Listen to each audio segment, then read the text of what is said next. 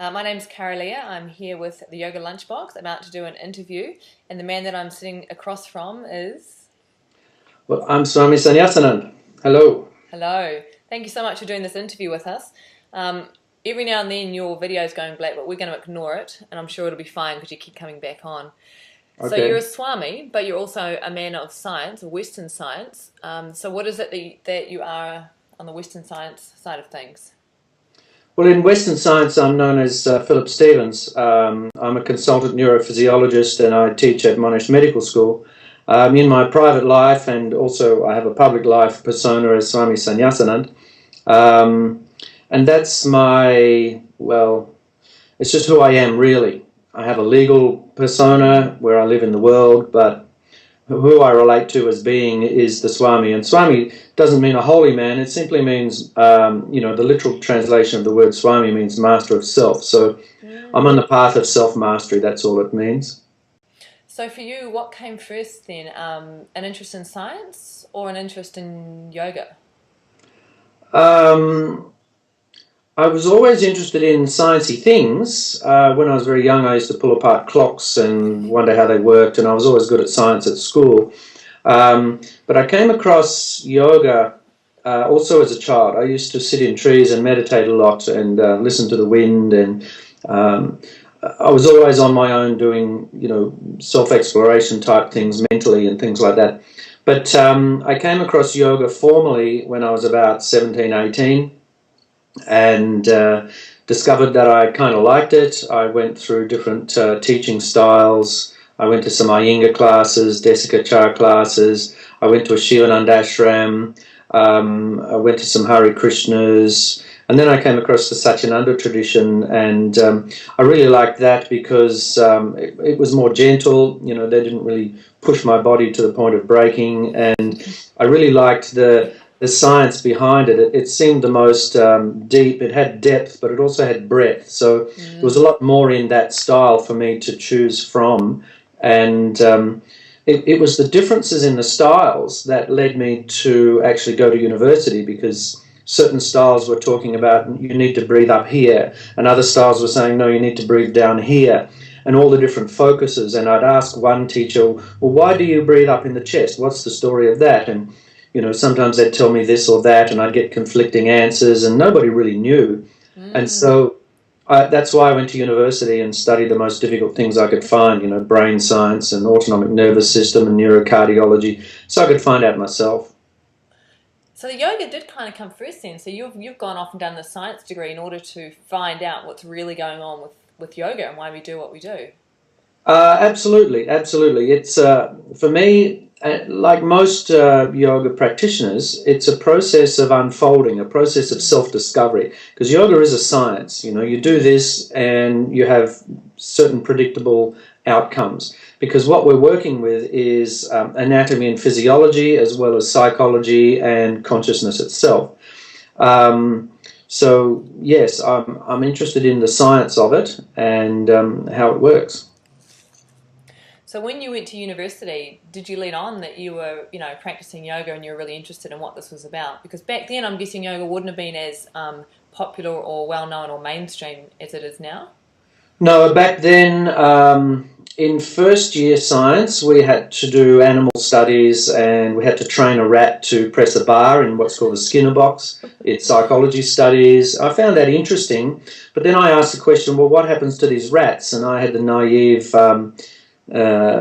thinking that maybe they just let them go, or live out their life in a pleasant rat utopia. But no, they ended up in the physiology lab where they were euthanized, and later on we had to cut them up and look at how they worked. So, look, I did that in first year, but from then on, I made it absolutely clear I was no longer interested in any animal experiments whatsoever. Mm. For two reasons. I have a philosophical objection to the whole process. And secondly, because I was there interested in how yoga works, it's very difficult to teach a rat how to sit, let alone how to breathe and meditate. So I wanted live, whole human beings that I could teach how to do things and get feedback from them. Mm. So when we breathe, obviously it's impacting our nervous system. What other systems is the breath impacting? Okay, most people when they look at breathing, they simply look at what's called anatomy, the breathing muscles and the bones. But anatomy it's basically a dead science. It's based on cadavers, drawings. It's about names of bits and pieces. Now, physiology is about how they work. Now, you can go further with systems physiology, and I'm particularly interested in connecting systems, and not just how they work, but while they work, what's happening. So my specific area of physiology is circadian autonomic neurophysiology. So that's a fancy word for a sleep scientist. Right. I'm interested in the rhythms of the body. In particular, in most of my work, it's to do with circadian rhythms, so that's a sleep science, but I'm also interested in ultradian rhythms, so rhythms that are shorter than a day, such as the respiratory rhythm, the cardiac rhythm, nasal airflow patterns, the nasal patency cycle, as well as brain waves and, different cortical rhythms. So it's all about rhythms. And you can test yourself, using your own body as a laboratory. If you find if I could show you if you find your radial pulse there. Okay, so if you find that pulse, now if you leave the thoracic component out for a moment and just breathe slow rate abdominal, not much will happen to that pulse, yes? Yeah, pretty steady. Pretty steady. Now take a big breath in and include the chest and see what happens to the pulse. Seem to speed up. Yes, and a long slow breath out. Maybe slow down again? Exactly.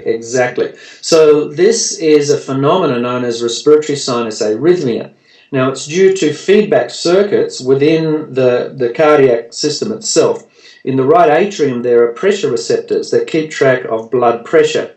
Now, when you expand a thoracic cavity, not only are you expanding the chest in order to get air into the lungs, that's the biomechanics, and people who favour thoracic breathing think, yes, you can expand the lungs and you can get more air in that way. That part's correct, yes. However, an unconsidered or an often unconsidered side effect of breathing thoracically is it also expands the pericardium, which holds the heart, which also expands the heart, which is also in the chest cavity. So to expand the heart, it lowers the blood pressure in the right atrium.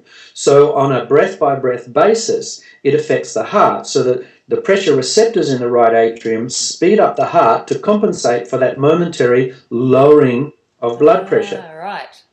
So when you are thoracically breathing out, you're compressing the pericardium, which increases the blood pressure reception process, and that slows down the heart. So knowledge of anatomy is a good thing, but you need to understand physiology, how things work. More importantly, where I'm focusing is the neurophysiology, and in particular neurocardiology. So it's how your nervous system is affected by what you do in yoga. So if you want to speed up your heart, and for some people it can be an issue if you've got some underlying pathology or some genetics that might predispose you to hypertension or other factors in your life, breathing with a thoracic dominance could be an issue. Not for everybody, and certainly not if you're young and healthy. It could make you feel good, helps wake you up. And I use thoracic breathing sometimes at night instead of taking caffeine to keep me alert, keep me awake, stuff like that, because I can easily regulate it down again. But if you're going to a style of yoga that they only teach thoracic breathing all the time, and you have no option or no understanding as to other ramifications, there could be possibilities for negative outcomes. This is the interesting thing about yoga, though, isn't it? Where sometimes a little knowledge is a dangerous thing because it is a very, very powerful practice and it can have all kinds of different effects on different people. And when we come to class, we're all different and we've all got different things going on, don't we? Exactly. And yes, exactly, that's right. I've heard a saying by a famous fellow, 1% knowledge and 99% practice. Now, I understand the intention behind that saying. However, if the 1% of knowledge that you have is insufficient, and then you spend 99% of your time practicing a technique based on very little knowledge, you're leaving yourself wide open to all sorts of outcomes that you're not even aware of. I think the intention is of having that saying is, don't spend all your time reading books, because you've got to actually practice what you're learning. But the corollary is also true. Unless you know what you're doing and why you're doing it, because a lot of people just go to a class and they do what the teacher says. They don't inquire, for example, what's your background? Do you have any academic training? They usually ring up and say, how much is your class and when is it? And they fit it in, and they assume that the yoga teacher knows what they're talking about. Now, sometimes they do, and sometimes they don't.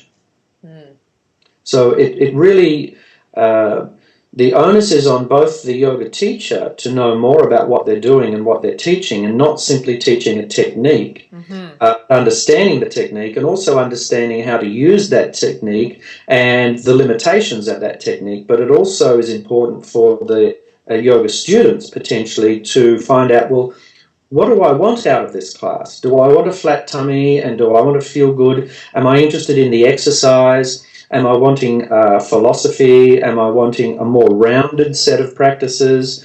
Do I want my heart to speed up? Do I want to calm it down? You know, and again, most general public people aren't even thinking of what questions to ask. So when we breathe, I mean, we breathe, I don't know, what is it, something like 26,000 times a day, or 20, like a lot?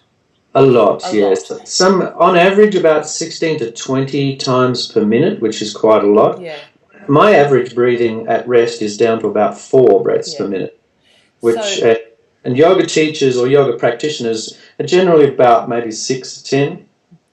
When you suddenly introduce awareness to that breath, that is when the breath becomes a powerful tool, isn't it? Why is that so? Why does the breath go from being this thing that happens all the time, you know, but as soon as you introduce awareness, it becomes so powerful? Well, there's two things going on there. One, you've got something to focus the awareness on, and that could be any tactile sensations. It could be sitting on the floor, it could be some proprioceptive input, it could be auditory input, it could be a visual input. So the respiratory awareness, just observing the breath, it could be anything. Now, the awareness itself, placing your awareness on something, tends to focus the awareness. So that's a good thing. Now, in Western medical terms, this process is often referred to as mindfulness or mindful awareness. And it is based on a technique in yoga called antarmon, inner witnessing. So mindful awareness of anything is a way of getting out of the mind, the machinations of the mind. So what the mind does is take you away all the time. I call it a train of thought. And I use the train analogy on purpose, because if you get on a train, it'll take you somewhere. You've got to think, is that the right train for me? And if not, well, maybe don't get on that train. So mindful awareness, or practicing mindful meditation, teaches you to observe the train of thoughts as they go past without getting on them. So the breath is something that we always have, and in the first instance, there is breath awareness. Then the second stage comes breath control. So you're learning to control the breath at a physiological, anatomical and physiological level, and that gets you in touch with, in combination with the first part, awareness, into becoming aware of how the breath works and how you can affect the breath and the differential outcomes you can have by using different breathing techniques. In yoga, this is often called pranayama, but it's the first stage of pranayama. And then once you become aware of the ability to affect the energy by using the breath, then it becomes real pranayama, because prana means energy, it doesn't mean breath. Breath control is not pranayama. It's a precursor to a pranayama. Right. And then you can begin to manipulate different energy states within yourself. And then the next stage is you go back almost to the first stage, but with more awareness. You go back to simple observation of the breath. So you can control the breath to bring about a certain conscious state, and then just begin to observe it again.